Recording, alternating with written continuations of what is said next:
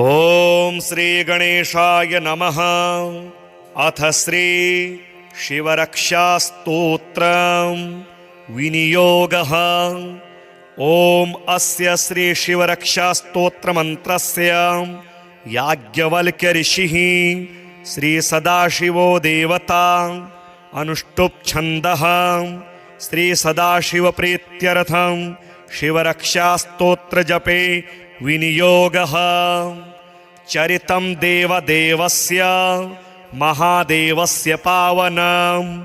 अपारं परमोदारं चतुर्वर्गस्य साधनं गौरीविनायकोपेतं पंचवक्त्रं त्रिनेत्रकं शिवं ध्यात्वा दशभुजं शिवरक्षां पठेन्नरः। गंगाधरः शिरः पातु भालम् अर्धेन्दुशेखरः नयने मदनध्वंसी कर्णो सर्पविभूषणं घ्राणं पातु पुरारातिः मुखं पातु जगत्पतिः जिह्वां वागीश्वरः पातु कंधरां श्रुतिकंधरः श्रीकण्ठः पातु मे कण्ठं स्कंधौ विश्वधुरंधरः भुजौ भूभारसंहर्ता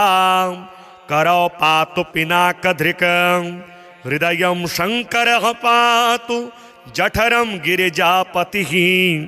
नाभिं मृत्युञ्जयः पातु कटिव्याघ्राजिनाम्बरः शक्तिनी पातु दीनार्तं शरणागतवत्सलः उरो महेश्वरः पातु जानुनी जगदीश्वरः जंघे पातु जगत्कर्ता गुल्फौ पातु गणाधिपः चरणौ करुणा सिन्धुः सर्वांगानि सदाशिवः। एतां शिवबलोपेतां रक्ष्यां यः सुकृते पठेत् स भुक्त्वा सकलान् कामान् शिवसायुज्यमाप्नुयात्। ग्रहभूतपिशाचाद्यास्त्रैलोक्ये विचरन्ति ये दूरादाशु पलायन्ते शिवनामाभिरक्षणात्। अभयंकरनामेदं कवचं पार्वतीपतेः भक्त्या बिभर्ति यः कण्ठे तस्य वश्यं जगत्त्रयम्। इमां नारायणः स्वप्ने शिवरक्षां यथा दिशत् प्रातरुत्थाय योगीन्द्रो याज्ञवल्क्यः तथा लिखत्। चरितं देवदेवस्य महादेवस्य पावनम् अपारं परमोदारं चतुर्वर्गस्य साधनं गौरीविनायकोपेतं पंचवक्त्रं त्रिनेत्रकं शिवं ध्यात्वा दशभुजं शिवरक्षां पठेन्नरः। गंगाधरः शिरः पातु भालम् अर्धेन्दुशेखरः नयने मदनध्वंसी कर्णो सर्पविभूषणं घ्राणं पातु पुरारातिः मुखं पातु जगत्पतिः जिह्वां वागीश्वरः पातु कंधरां श्रुतिकंधरः श्रीकण्ठः पातु मे कण्ठं स्कंधौ विश्वधुरंधरः भुजौ भूभारसंहर्ता करौ पातु पिनाकधृकं हृदयं शंकरः पातु जठरं गिरिजापतिः नाभिं मृत्युञ्जयः पातु कटिव्याघ्राजिनाम्बरः शक्तिनी पातु दीनार्तं शरणागतवत्सलः उरो महेश्वरः पातु जानुनी जगदीश्वरः जंघे पातु जगत्कर्ता गुल्फौ पातु गणाधिपः चरणौ करुणा सिन्धुः सर्वांगानि सदाशिवः। एतां शिवबलोपेतां रक्ष्यां यः सुकृते पठेत् स भुक्त्वा सकलान् कामान् शिवसायुज्यमाप्नुयात्। ग्रहभूतपिशाचाद्यास्त्रैलोक्ये विचरन्ति ये दूरादाशु पलायन्ते शिवनामाभिरक्षणात्। अभयङ्करनामेदं कवचं पार्वतीपतेः भक्त्या बिभर्ति यः कण्ठे तस्य वश्यं जगत्त्रयम् इमां नारायणः स्वप्ने शिवरक्षां यथा दिशत् प्रातरुत्थाय योगीन्द्रो याज्ञवल्क्यः तथा लिखत् चरितं देवदेवस्य महादेवस्य पावनम् अपारं परमोदारं चतुर्वर्गस्य साधनं गौरीविनायकोपेतं पञ्चवक्त्रं त्रिनेत्रकं शिवं ध्यात्वा दशभुजं शिवरक्षां पठेन्नरः गङ्गाधरः शिरः पातु भालम् अर्धेन्दुशेखरः नयने मदनध्वंसी कर्णो सर्पविभूषणं घ्राणं पातु पुरारातिः मुखं पातु जगत्पतिः जिह्वां वागीश्वरः पातु कन्धरां श्रुतिकन्धरः श्रीकण्ठः पातु मे कण्ठं स्कन्धौ विश्वधुरन्धरः भुजौ भूभारसंहर्ता करौ पातु पिनाकधृकं हृदयं शङ्करः पातु जठरं गिरिजापतिः नाभिं मृत्युञ्जयः पातु कटिव्याघ्राजिनाम्बरः शक्तिनी पातु दीनार्तं शरणागतवत्सलः उरोमहेश्वरः पातु जानुनी जगदीश्वरः जङ्घे पातु जगत्कर्ता गुल्फौ पातु गणाधिपः चरणौ करुणासिन्धुः सर्वाङ्गानि सदाशिवः एतां शिवबलोपेतां रक्ष्यां यः सुकृते पठेत् स भुक्त्वा सकलान् कामान् शिवसायुज्यमाप्नुयात् ग्रहभूतपिशाचाद्यास्त्रैलोक्ये विचरन्ति ये दूरादाशु पलायन्ते शिवनामाभिरक्षणात् अभयङ्करनामेदं कवचं पार्वतीपतेः भक्त्या बिभर्ति यः कण्ठे तस्य वश्यं जगत्त्रयम् इमां नारायणः स्वप्ने शिवरक्षां यथा दिशत् प्रातरुत्थाय योगीन्द्रो याज्ञवल्क्यः तथा लिखत् चरितं देवदेवस्य महादेवस्य पावनम् अपारं परमोदारं चतुर्वर्गस्य साधनं गौरीविनायकोपेतं पञ्चवक्त्रं त्रिनेत्रकं शिवं ध्यात्वा दशभुजं शिवरक्षां पठेन्नरः गङ्गाधरः शिरः पातु भालम् अर्धेन्दुशेखरः नयने मदनध्वंसी कर्णो सर्पविभूषणं घ्राणं पातु पुरारातिः मुखं पातु जगत्पतिः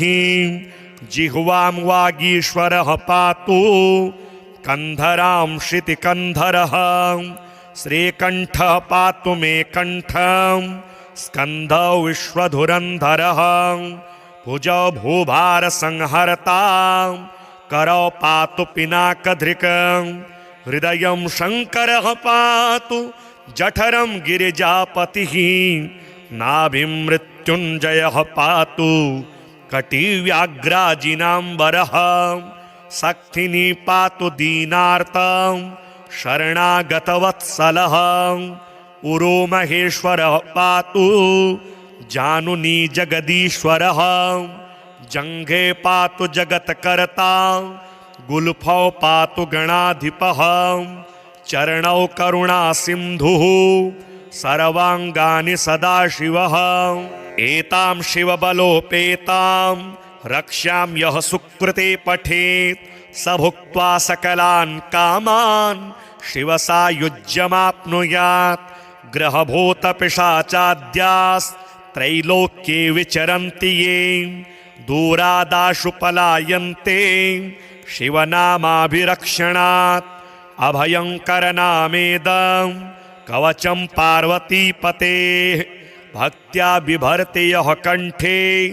तस्य वश्यं जगत्त्रयम् इमां नारायणः स्वप्ने शिवरक्ष्यां यथा दिशत् प्रातरुत्थाय योगीन्द्रो याज्ञवल्क्यः तथा लिखत् चरितं देवदेवस्य महादेवस्य पावनम् अपारं परमोदारं चतुर्वर्गस्य साधनम् गौरीविनायकोपेतं पञ्चवक्त्रं त्रिनेत्रकं शिवं ध्यात्वा दशभुजं शिवरक्ष्यां पठेन्नरः गङ्गाधरः शिरः पातु भालम् अर्धेन्दुशेखरः नयने मदनध्वंसी कर्णो सर्पविभूषणं घ्राणं पातु पुरारातिः मुखं पातु जगत्पतिः जिह्वां वागीश्वरः पातु कन्धरां श्रुतिकन्धरः श्रीकण्ठः पातु मे कण्ठं स्कन्धौ विश्वधुरन्धरः भुजौ भूभारसंहर्ता करौ पातु पिनाकधृकं हृदयं शङ्करः पातु जठरं गिरिजापतिः नाभिं मृत्युञ्जयः पातु कटिव्याघ्राजिनाम्बरः शक्तिनी पातु दीनार्तं शरणागतवत्सलः उरोमहेश्वरः पातु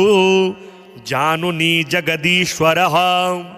जङ्घे पातु जगत्कर्ता गुल्फौ पातु गणाधिपः चरणौ करुणासिन्धुः सर्वाङ्गानि सदाशिवः एतां शिवबलोपेतां रक्ष्यां यः सुकृते पठेत् स भुक्त्वा सकलान् कामान् शिवसायुज्यमाप्नुयात् ग्रहभूतपिशाचाद्यास्त्रैलोक्ये विचरन्ति ये दूरादाशु पलायन्ते शिवनामाभिरक्षणात् अभयङ्करनामेदं कवचं पार्वतीपतेः भक्त्या बिभर्ति यः कण्ठे तस्य वश्यं जगत्त्रयम् इमां नारायणः स्वप्ने शिवरक्ष्यां यथा दिशत् प्रातरुत्थाय योगीन्द्रो याज्ञवल्क्यः तथा लिखत् चरितं देवदेवस्य महादेवस्य पावनम् अपारं परमोदारं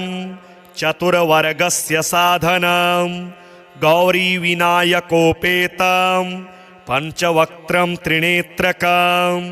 शिवं ध्यात्वा दशभुजं शिवरक्ष्यां पठेन्नरः गङ्गाधरः शिरः पातु भालम् अर्धेन्दुशेखरः नयने मदनध्वंसी कर्णो सर्पविभूषणं घ्राणं पातु पुरारातिः मुखं पातु जगत्पतिः जिह्वां वागीश्वरः पातु कन्धरां श्रुतिकन्धरः श्रीकण्ठः पातु मे कण्ठं स्कन्धौ विश्वधुरन्धरः भुजौ भूभारसंहर्ता करौ पातु पिनाकधृकं हृदयं शङ्करः पातु जठरं गिरिजापतिः नाभिं मृत्युञ्जयः पातु कटिव्याघ्राजिनाम्बरः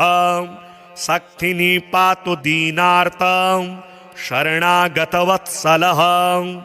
उरोमहेश्वरः पातु जानुनी जगदीश्वरः जङ्घे पातु जगत्कर्ता गुल्फौ पातु गणाधिपः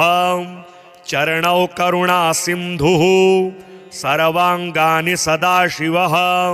एतां शिवबलोपेतां रक्ष्यां यः सुकृते पठेत् स भुक्त्वा सकलान् कामान् शिवसायुज्यमाप्नुयात् ग्रहभूतपिशाचाद्यास्त्रैलोक्ये विचरन्ति ये दूरादाशु पलायन्ते शिवनामाभिरक्षणात् अभयङ्करनामेदं कवचं पार्वतीपतेः भक्त्या बिभर्ति यः कण्ठे तस्य वश्यं जगत्त्रयम् इमां नारायणः स्वप्ने शिवरक्ष्यां यथा दिशत् प्रातरुत्थाय योगीन्द्रो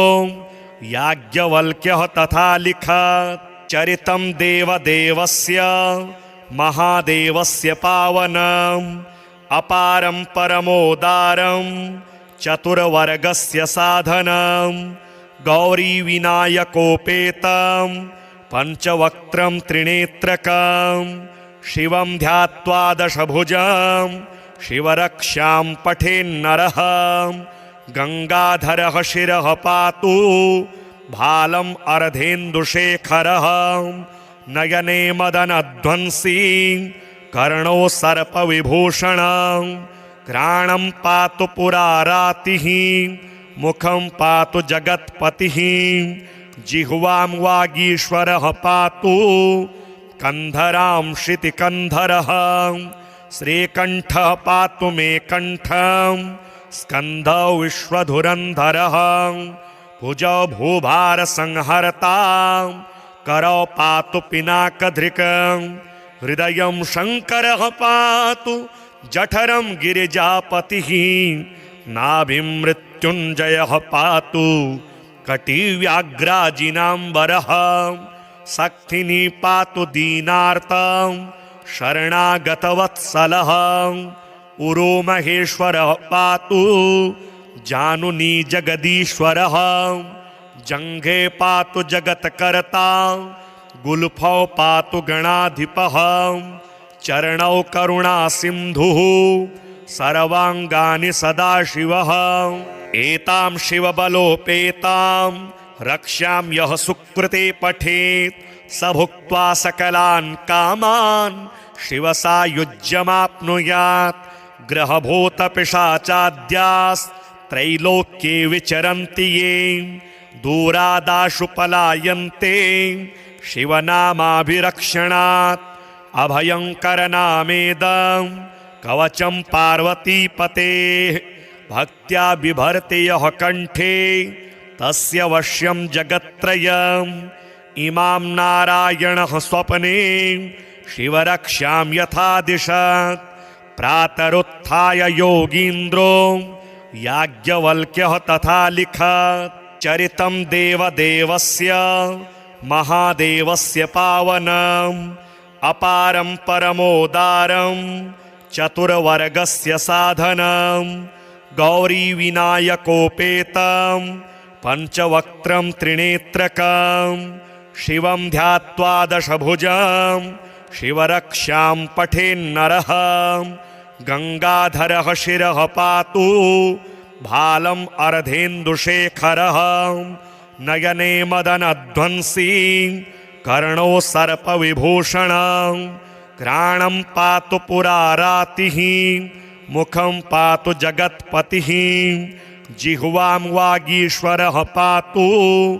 कंधरां श्रुतिकन्धरः श्रीकण्ठः पातु मे कण्ठं स्कन्धौ विश्वधुरन्धरः भुजौ भूभारसंहर्ता करौ पातु पिनाकधृकं हृदयं शङ्करः पातु जठरं गिरिजापतिः नाभिं मृत्युञ्जयः पातु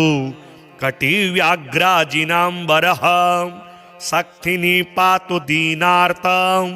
शरणागतवत्सलः उरो महेश्वरः पातु जानुनी जगदीश्वरः जङ्घे पातु जगत्कर्ता गुल्फौ पातु गणाधिपः चरणौ करुणासिन्धुः सर्वाङ्गानि सदाशिवः एतां शिवबलोपेतां रक्ष्यां यः सुकृते पठेत् स भुक्त्वा सकलान् कामान् शिवसायुज्यमाप्नुयात् ग्रहभूतपिशाचाद्यास्त्रैलोक्ये विचरन्ति ये दूरादाशु पलायन्ते शिवनामाभिरक्षणात् अभयङ्करनामेदं कवचं पार्वतीपतेः भक्त्या बिभर्ति यः कण्ठे तस्य वश्यं जगत्त्रयम् इमां नारायणः स्वप्ने शिवरक्ष्यां यथा दिशत् प्रातरुत्थाय योगीन्द्रो याज्ञवल्क्यः तथा लिखत् चरितं देवदेवस्य महादेवस्य पावनम् अपारं परमोदारं चतुर्वर्गस्य साधनं गौरीविनायकोपेतं पञ्चवक्त्रं त्रिनेत्रकं शिवं ध्यात्वा दशभुजं शिवरक्षां पठेन्नरः गंगाधरः शिरः पातु भालम् अर्धेन्दुशेखरः नयने मदनध्वंसी कर्णो सर्पविभूषणं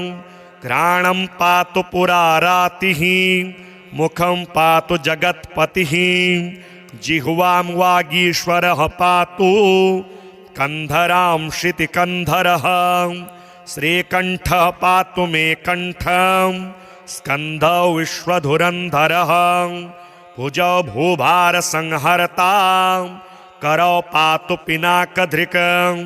हृदयं शङ्करः पातु जठरं गिरिजापतिः नाभिं मृत्युञ्जयः पातु कटिव्याघ्राजिनाम्बरः शक्तिनी पातु दीनार्तं शरणागतवत्सलः उरोमहेश्वरः पातु जानुनी जगदीश्वरः जङ्घे पातु जगत्कर्ता गुल्फौ पातु गणाधिपः चरणौ करुणासिन्धुः सर्वाङ्गानि सदाशिवः एतां शिवबलोपेतां रक्ष्यां यः सुकृते पठेत् स भुक्त्वा सकलान् कामान् शिवसायुज्यमाप्नुयात् ग्रहभूतपिशाचाद्यास्त्रैलोक्ये विचरन्ति ये दूरादाशु पलायन्ते शिवनामाभिरक्षणात् अभयङ्करनामेदं कवचं पार्वतीपतेः भक्त्या बिभर्ति यः कण्ठे तस्य वश्यं जगत्त्रयम् इमां नारायणः स्वप्ने शिवरक्षां यथा दिशत् प्रातरुत्थाय योगीन्द्रो याज्ञवल्क्यः तथा लिखत् चरितं देवदेवस्य महादेवस्य पावनम् अपारं परमोदारं चतुर्वर्गस्य साधनं गौरीविनायकोपेतं पञ्चवक्त्रं त्रिनेत्रकं शिवं ध्यात्वा दशभुजं शिवरक्षां पठेन्नरः गंगाधरः शिरः पातु भालम् अर्धेन्दुशेखरः नयने मदनध्वंसी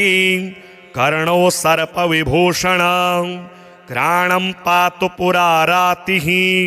मुखं पातु जगत्पतिः जिह्वां वागीश्वरः पातु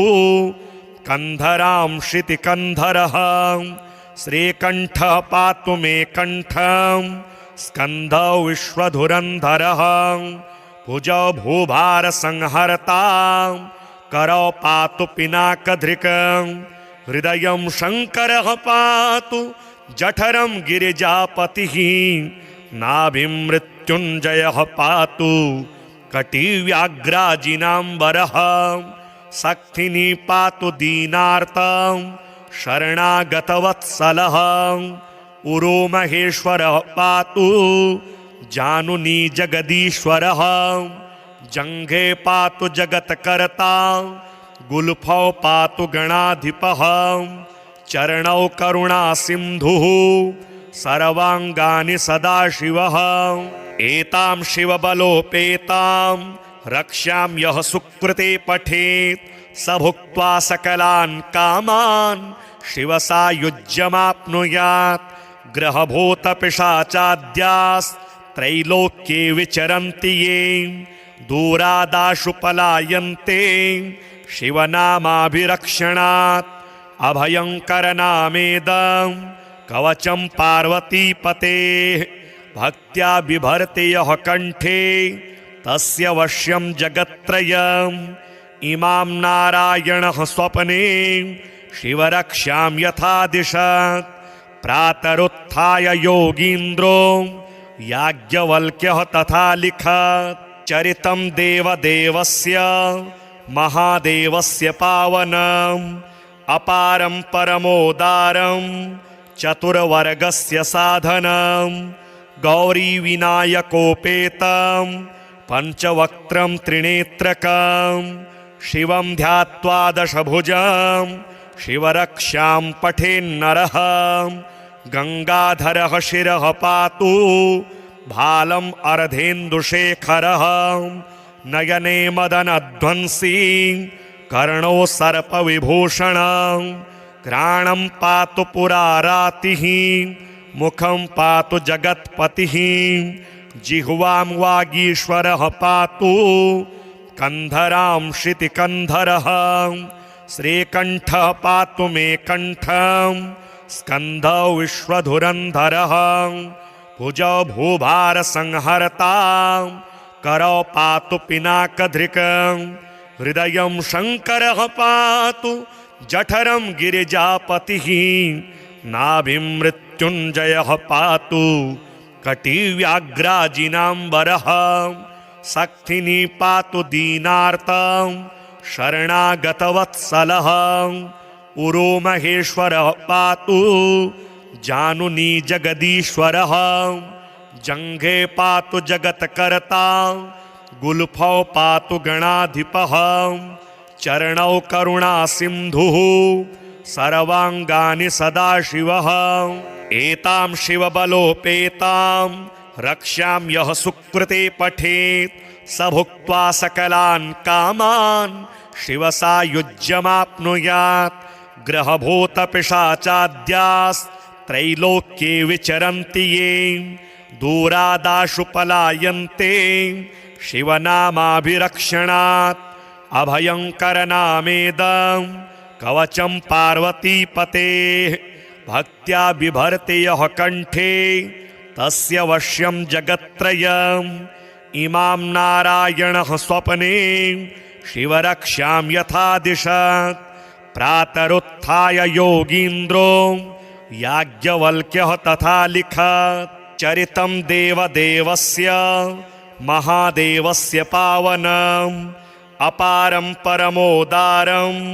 चतुर्वर्गस्य साधनं गौरीविनायकोपेतं पञ्चवक्त्रं त्रिनेत्रकं शिवं ध्यात्वा दशभुजं शिवरक्षां पठेन्नरः गंगाधरः शिरः पातु भालम् अर्धेन्दुशेखरः नयने मदनध्वंसी कर्णो सर्पविभूषणं घ्राणं पातु पुरारातिः मुखं पातु जगत्पतिः जिह्वां वागीश्वरः पातु कंधरां श्रुतिकंधरः श्रीकण्ठः पातु मे कण्ठं स्कन्धौ विश्वधुरन्धरः भुजौ भूभारसंहर्ता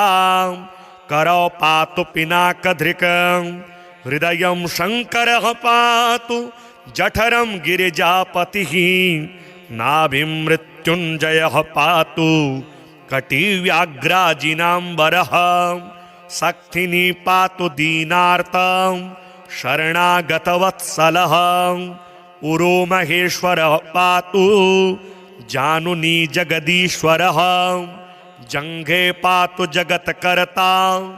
गुल्फौ पातु गणाधिपः चरणौ करुणासिन्धुः सर्वाङ्गानि सदाशिवः एतां शिवबलोपेतां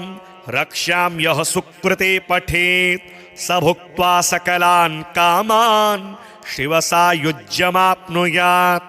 ग्रहभूतपिशाचाद्यास्त्रैलोक्ये विचरन्ति ये दूरादाशु पलायन्ते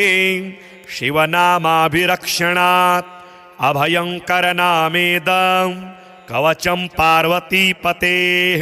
भक्त्या बिभर्ति यः कण्ठे तस्य वश्यं जगत्त्रयम् इमां नारायणः स्वप्ने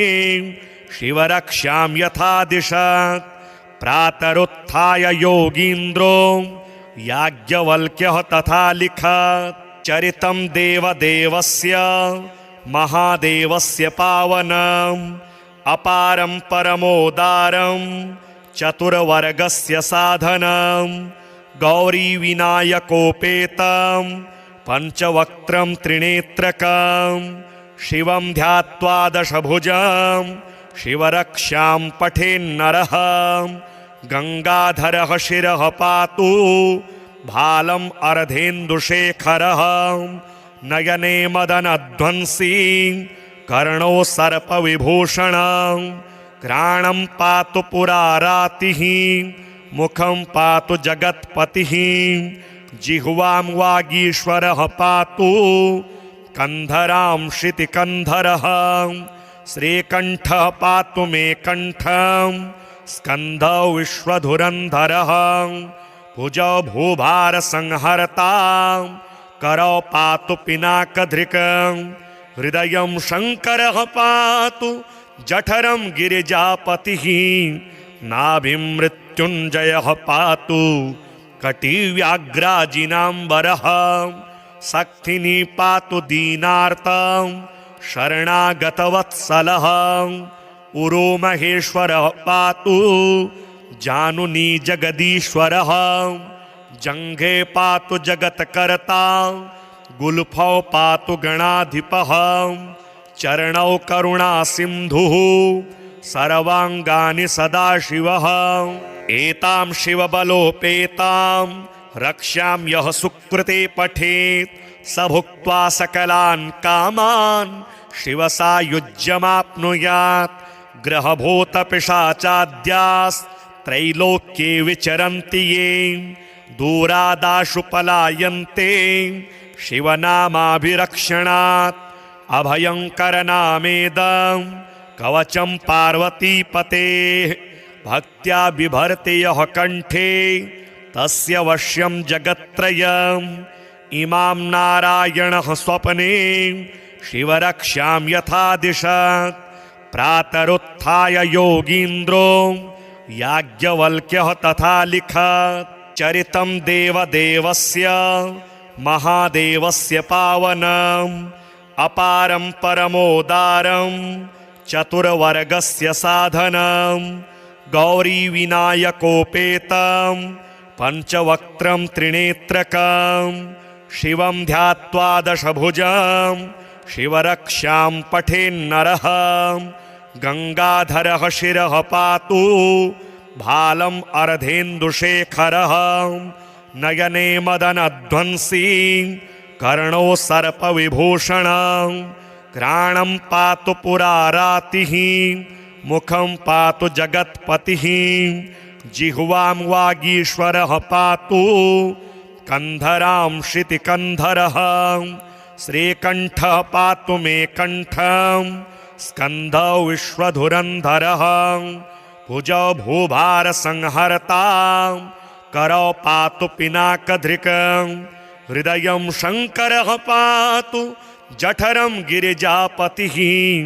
नाभिं मृत्युञ्जयः पातु कटिव्याघ्राजिनाम्बरः शक्तिनी पातु दीनार्तं शरणागतवत्सलः उरो महेश्वरः पातु जानुनी जगदीश्वरः जङ्घे पातु जगत्कर्ता गुल्फौ पातु गणाधिपः चरणौ करुणासिन्धुः सर्वाङ्गानि सदाशिवः एतां शिवबलोपेतां रक्ष्यां यः सुकृते पठेत् स भुक्त्वा सकलान् कामान् शिवसायुज्यमाप्नुयात् ग्रहभूतपिशाचाद्यास्त्रैलोक्ये विचरन्ति ये दूरादाशु पलायन्ते शिवनामाभिरक्षणात् अभयङ्करनामेदं कवचं पार्वतीपतेः भक्त्या बिभर्ति यः कण्ठे तस्य वश्यं जगत्त्रयम् इमां नारायणः स्वप्ने शिवरक्षां यथा दिशत् प्रातरुत्थाय योगीन्द्रो याज्ञवल्क्यः तथा लिखत् चरितं देवदेवस्य महादेवस्य पावनम् अपारं परमोदारं चतुर्वर्गस्य साधनं गौरीविनायकोपेतं पञ्चवक्त्रं त्रिनेत्रकं शिवं ध्यात्वा दशभुजं शिवरक्षां पठेन्नरः गंगाधरः शिरः पातु भालम् अर्धेन्दुशेखरः नयने मदनध्वंसी कर्णो सर्पविभूषणं घ्राणं पातु पुरारातिः मुखं पातु जगत्पतिः जिह्वां वागीश्वरः पातु कंधरां श्रुतिकंधरः श्रीकण्ठः पातु मे कण्ठं स्कन्धौ विश्वधुरन्धरः भुजौ भूभारसंहर्ता करौ पातु पिनाकधृकं हृदयं शङ्करः पातु जठरं गिरिजापतिः नाभिं मृत्युञ्जयः पातु कटिव्याघ्राजिनाम्बरः शक्तिनी पातु दीनार्तं शरणागतवत्सलः उरो महेश्वरः पातु जानुनी जगदीश्वरः जङ्घे पातु जगत्कर्ता गुल्फौ पातु गणाधिपः चरणौ करुणासिन्धुः सर्वाङ्गानि सदाशिवः एतां शिवबलोपेतां रक्ष्यां यः सुकृते पठेत् स भुक्त्वा सकलान् कामान् शिवसायुज्यमाप्नुयात् ग्रहभूतपिशाचाद्यास्त्रैलोक्ये विचरन्ति ये दूरादाशु पलायन्ते शिवनामाभिरक्षणात् अभयङ्करनामेदं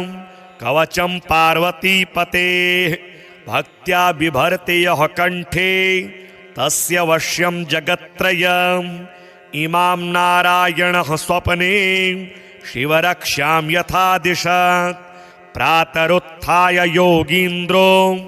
याज्ञवल्क्यः तथा लिखत् चरितं देवदेवस्य महादेवस्य पावनम् अपारं परमोदारं चतुर्वर्गस्य साधनं गौरीविनायकोपेतं पञ्चवक्त्रं त्रिनेत्रकं शिवं ध्यात्वा दशभुजं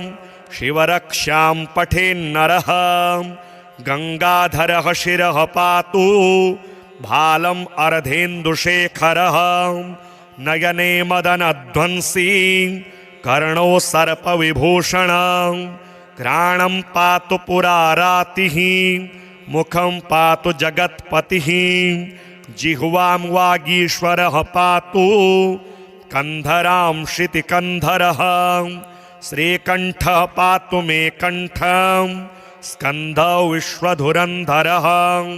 भुजौ भूभारसंहर्ता करौ पातु पिनाकधृकं हृदयं शङ्करः पातु जठरं गिरिजापतिः नाभिं मृत्युञ्जयः पातु कटिव्याघ्राजिनाम्बरः शक्तिनी पातु दीनार्तं शरणागतवत्सलः उरो महेश्वरः पातु जानुनी जगदीश्वरः जङ्घे पातु जगत्कर्ता गुल्फौ पातु गणाधिपः चरणौ करुणासिन्धुः सर्वाङ्गानि सदाशिवः एतां शिवबलोपेतां रक्ष्यां यः सुकृते पठेत् स भुक्त्वा सकलान् कामान् शिवसायुज्यमाप्नुयात् ग्रहभूतपिशाचाद्यास्त्रैलोक्ये विचरन्ति ये दूरादाशु पलायन्ते शिवनामाभिरक्षणात् अभयङ्करनामेदं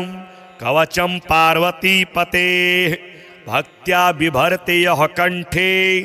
तस्य वश्यं जगत्त्रयम् इमां नारायणः स्वप्ने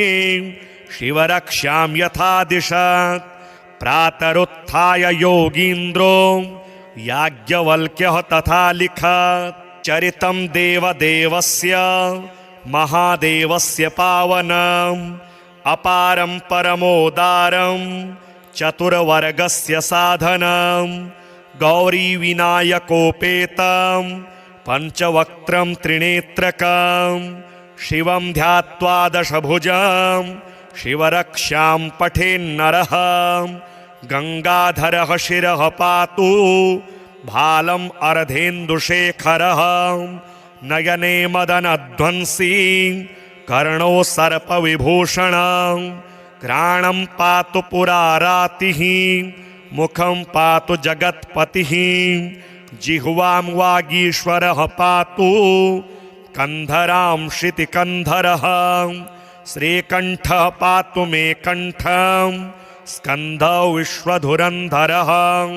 भुजौ भूभारसंहर्ता करौ पातु पिनाकधृकं हृदयं शंकरः पातु जठरं गिरिजापतिः नाभिं मृत्युंजयः पातु कटिव्याघ्राजिनाम्बरः शक्तिनी पातु दीनार्तं शरणागतवत्सलः उरो महेश्वरः पातु जानुनी जगदीश्वरः जंघे पातु जगत्कर्ता गुल्फौ पातु गणाधिपः चरणौ करुणा सिंधुः सर्वांगानि सदाशिवः एतां शिवबलोपेतां रक्ष्यां यः सुकृते पठेत् स भुक्त्वा सकलान् कामान् शिवसायुज्यमाप्नुयात् ग्रहभूतपिशाचाद्यास्त्रैलोक्ये विचरन्ति ये दूरादाशु पलायन्ते शिवनामाभिरक्षणात् अभयंकरनामेदं कवचं पार्वतीपतेः भक्त्या बिभर्ति यः कंठे तस्य वश्यं जगत्त्रयम् इमां नारायणः स्वप्ने शिवरक्षां यथा दिशत् प्रातरुत्थाय योगीन्द्रो याज्ञवल्क्यः तथा लिखत् चरितं देवदेवस्य महादेवस्य पावनम् अपारं परमोदारं चतुर्वर्गस्य साधनं गौरीविनायकोपेतं पंचवक्त्रं त्रिनेत्रकं शिवं ध्यात्वा दशभुजं शिवरक्षां पठेन्नरः गंगाधरः शिरः पातु भालम् अर्धेन्दुशेखरः नयने मदनध्वंसी कर्णो सर्पविभूषणं घ्राणं पातु पुरारातिः मुखं पातु जगत्पतिः जिह्वां वागीश्वरः पातु कंधरां श्रुतिकंधरः श्रीकंठः पातु मे कंठं स्कंधौ विश्वधुरंधरः भुजौ भूभारसंहर्ता करौ पातु पिनाकधृकं हृदयं शंकरः पातु जठरं गिरिजापतिः नाभिं मृत्युंजयः पातु कटिव्याघ्राजिनाम्बरः शक्तिनी पातु दीनार्तं शरणागतवत्सलः उरो महेश्वरः पातु जानुनी जगदीश्वरः जंघे पातु जगत्कर्ता गुल्फौ पातु गणाधिपः चरणौ करुणा सिंधुः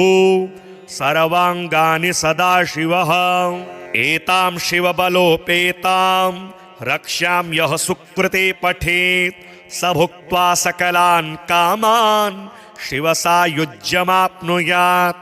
ग्रहभूतपिशाचाद्यास्त्रैलोक्ये विचरन्ति ये दूरादाशु पलायन्ते शिवनामाभिरक्षणात् अभयंकरनामेदं